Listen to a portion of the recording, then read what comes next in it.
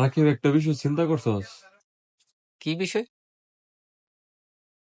বিষয়টা হইলো, দেখ, আমি আজকে রেস্টুরেন্ট ঝাড়ু দিতেছি, বুঝছস?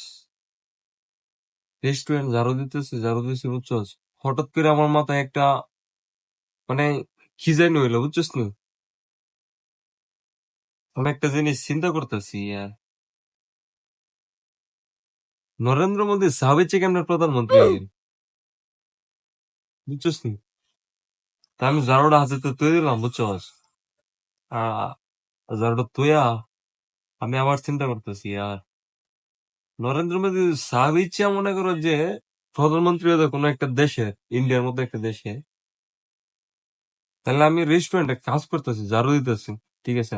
তো সার্ভিসের দিক থেকে উন্নত জিনিস হচ্ছে এটা, বুঝছিস কি? তাহলে আমি চিন্তা করতেছি আমি কি হইতারি, বুঝছিস? আমি চিন্তা করতেছি যে আমিও কোনো একদিন একজন বড় বিজনেসম্যান হইলাম, বুঝছিস নি? তো চিন্তা করি আর আমি হাসি, বুঝছিস নি? কিরে ওটা, তুই তো কিছু কস না।